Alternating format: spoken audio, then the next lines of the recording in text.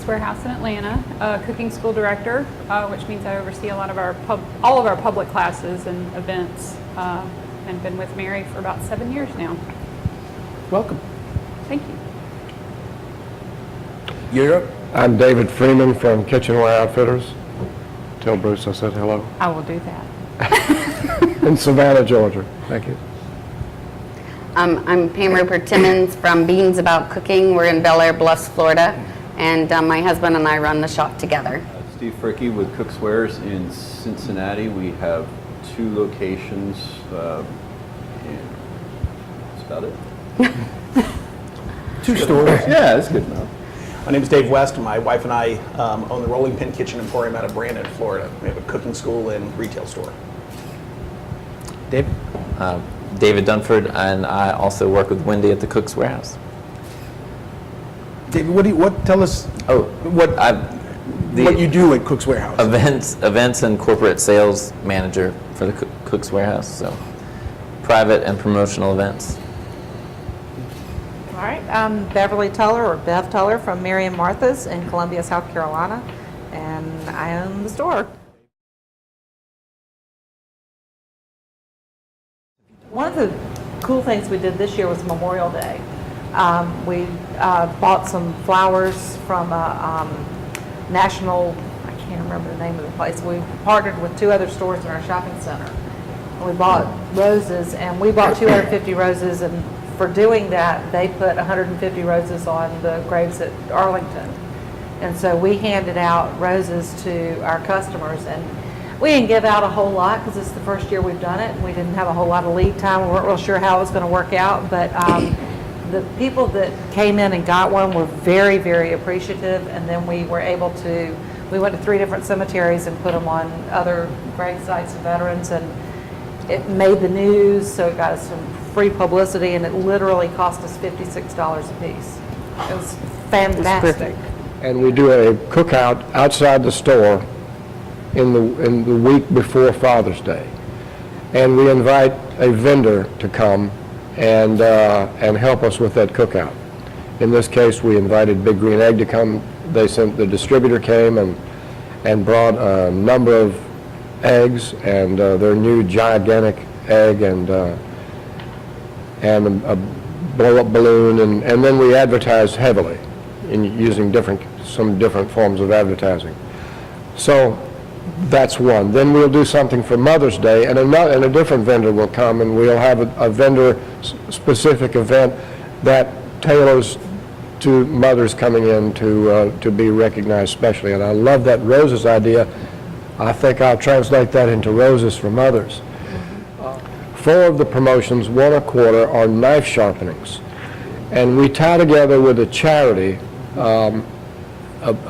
that we believe in. First of all, you have to believe in the charity. I've always said if you're going to tie and do a charitable event, that you're raising money for this charity, you should be prepared to write the check yourself. If you like the charity enough that you would sit down and write a $1,500 check to that charity, then that's the charity you should do it for. So we get Wistoff to come, and they do the sharpening, and we charge, and we advertise it heavily on various forms of media. And we say that the base charge per knife is $3, but we're going to ask you to pay more. We want you to pay as much as you can, because every dime of this money is going to Ronald McDonald House. We're keeping none of it. And there'll be a Ronald McDonald person there in the store. We've had people bring 1 knife and give us $50 to sharpen the knife. Now, that day generates enormous traffic for the store, because while they're waiting for their knives to be sharpened, they're walking around and shopping.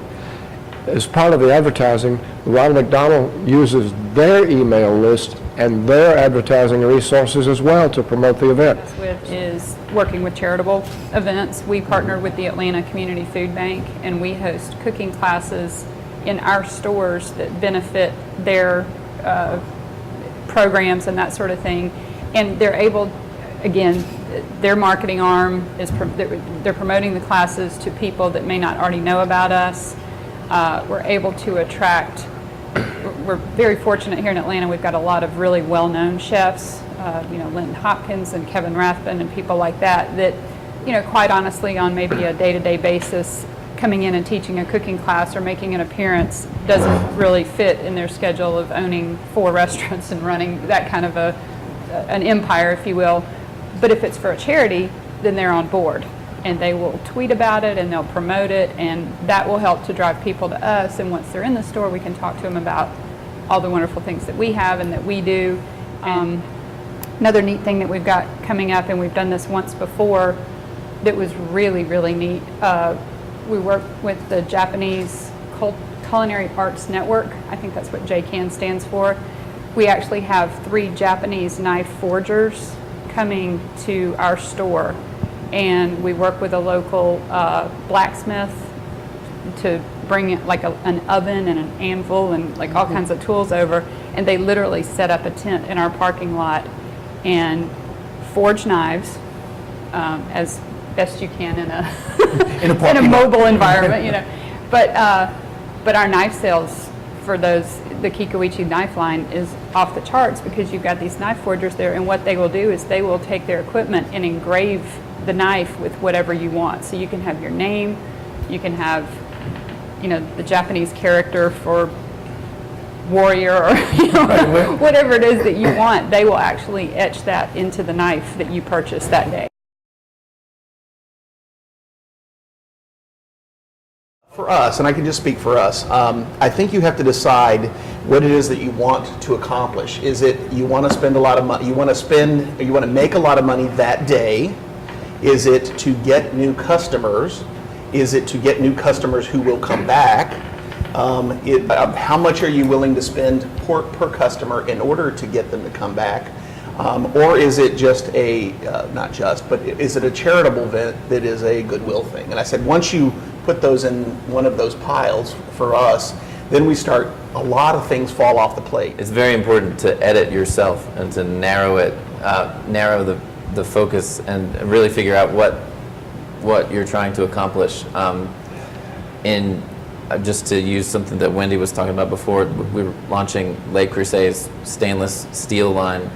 An event like that can very quickly broaden itself to include the whole store or to include too much, and keeping our chefs and our staff focused on the one product line, and then aggressively being able to promote that with the partnership of the vendor.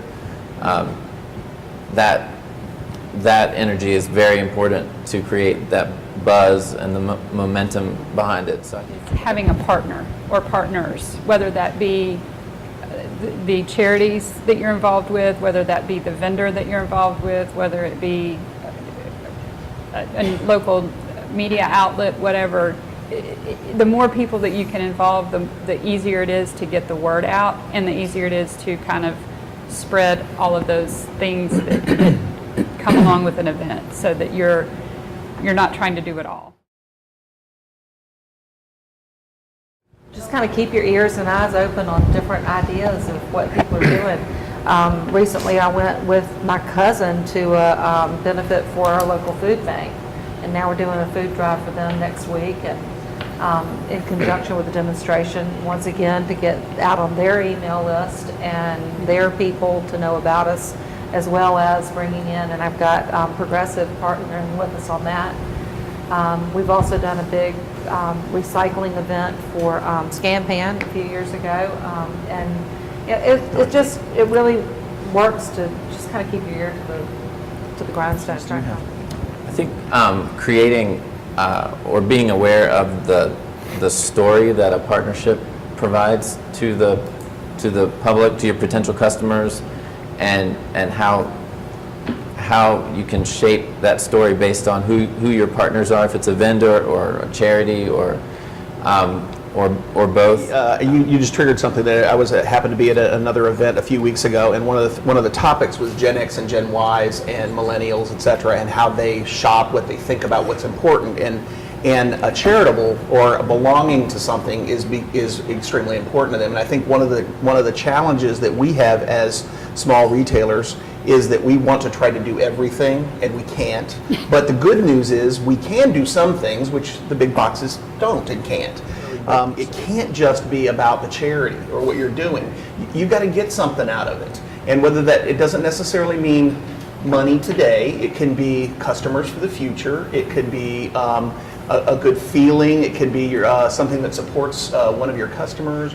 Gen X and Gen Y people are very into how they fit into the world. And then how their money is going to be spent and what it does for them. So they're not going to just spend money. They're not, and unfortunately, they're not loyal to brands in particularly. They're loyal to what, and it's not necessarily about price point for them either. It's about how it feels to them and what. We have the kitchen pretty much unused for about the first 2 weeks of January, and we came up with an idea a couple years ago, and it's worked really, really well that we tell all of our customers, and we'll do it as like a bag stuffer, starting about Thanksgiving.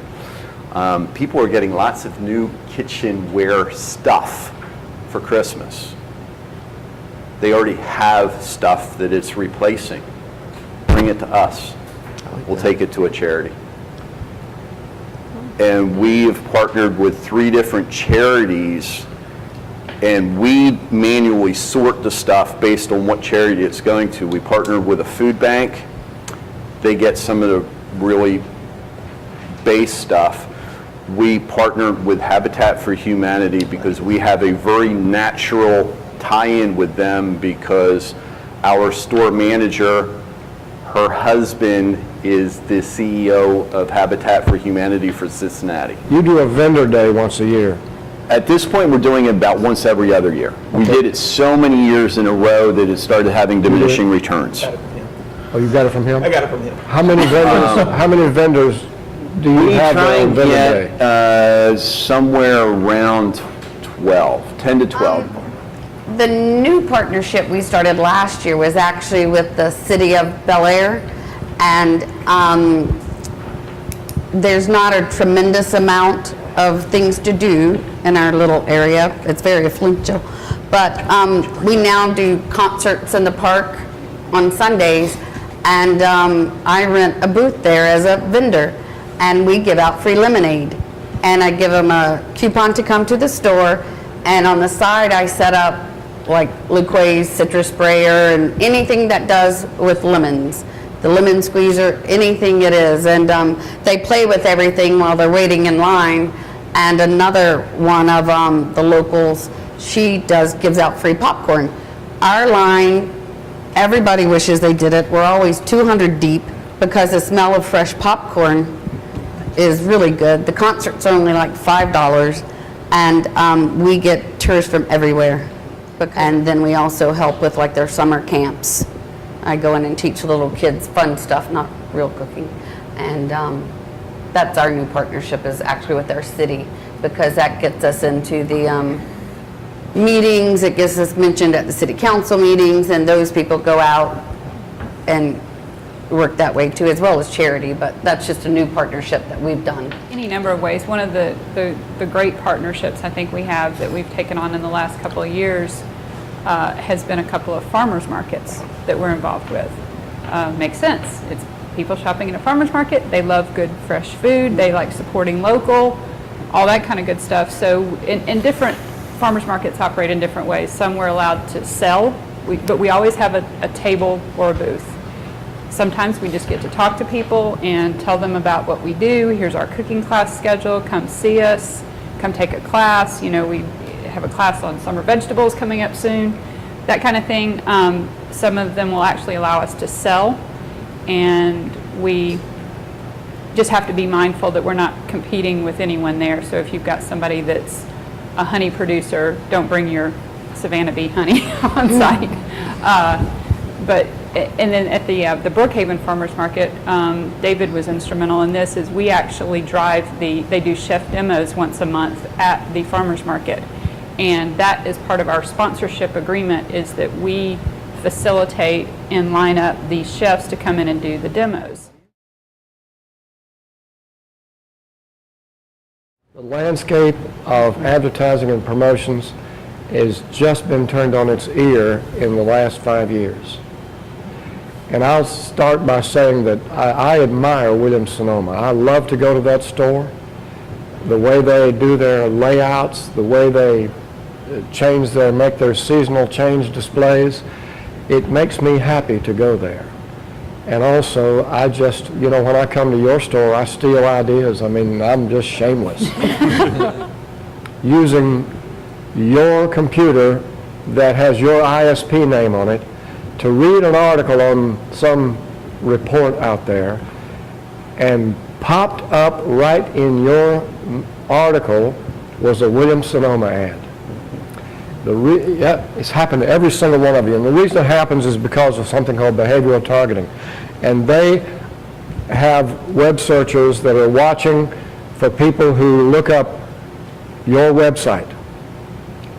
And if they go to Cook's Warehouse, that data packet is auctioned in the marketplace, and Williams-Sonoma buys it.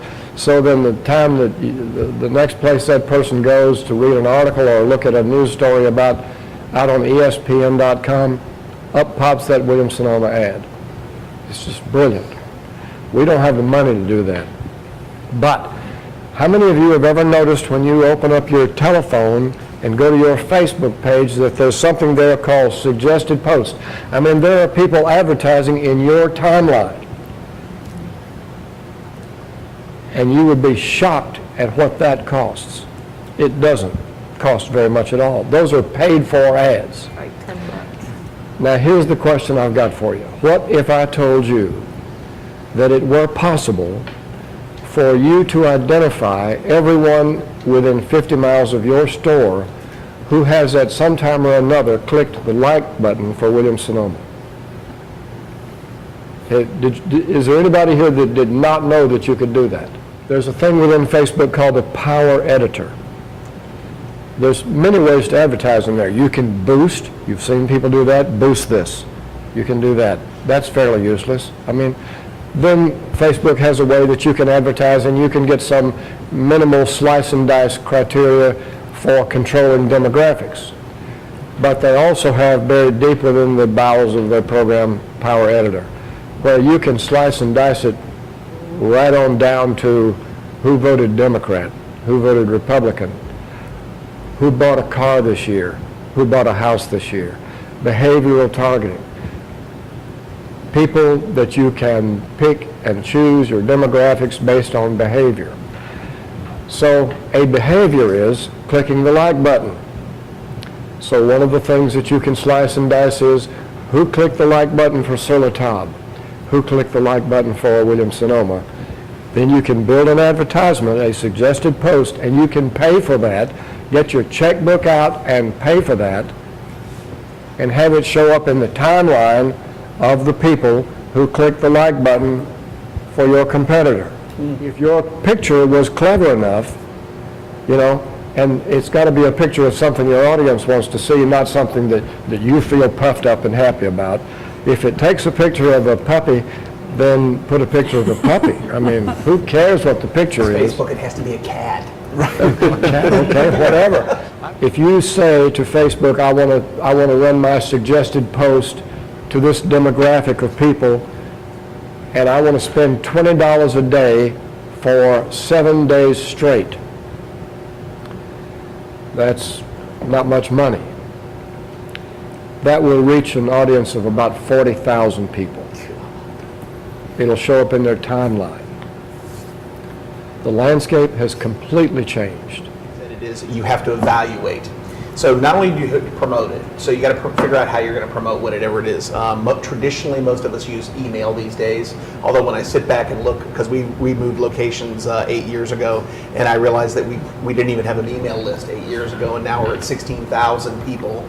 And of those, anywhere from 12 to 15% of them actually click through to look at the thing every single week. So you're hitting 2,000 a week on it. So traditionally, it's email. Facebook is the way to go in the future. I mean, or today or yesterday. However long the future is. They've got to be able to integrate together. David just talked about that. I think that's an important step of it. I think in-store signage is important.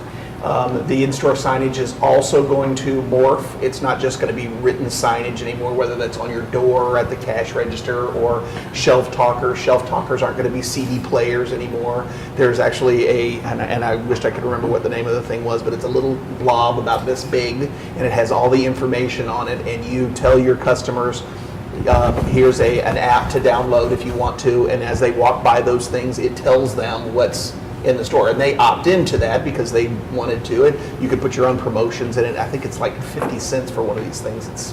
I think the most important thing that we've learned over the time that we've been in business is you have to evaluate it. David mentioned the 100. You keep track of the hundreds of things that didn't work, but the important thing is you got to figure out that they don't work. And so evaluation becomes measurement. All right, and that measurement goes back to what you planned to do about it, what were you hoping to get out of it. And so that could be transactions, it could be customer or communications. In other words, did I get an email? Did I get some way to communicate with somebody new that I didn't plan on? It could be sales at the register, hopefully, and it could also be how they redeem coupons. Now, we're also finding that coupons don't redeem very well. I think national average is only 11%. So when you think about people that actually redeem coupons, the gift certificates and gift cards and those kinds of things seem to work better for us. I pretty much do email at this point, and I'll write my own emails, and so and I really get a good response from people saying, I appreciate that it looks like you're writing me a personal letter. It doesn't look like anybody else's. I try to do short, sweet, and to the point. I come from a nonprofit fundraising background, so I will still hand address at least 300 to 500 invitations to some of my better customers. We're getting our staff the day that they make the sale on a sale that's over X dollar amounts. We usually use about $300, but it could be a $50 sale if it was really good. Hand addressing, just a thank you. Sending out a thank you note to the customer. We don't put in a gift certificate or a coupon or anything else. We're just saying thank you for coming in. Everybody here probably does Wusthof, and you're familiar with the 4-page insert that they'll do, and it's free. And last year I hit them up pretty hard. I got 30,000 of them. All it costs you is the freight to get them in. But I made the stores pre-stuff every bag from the week before Thanksgiving.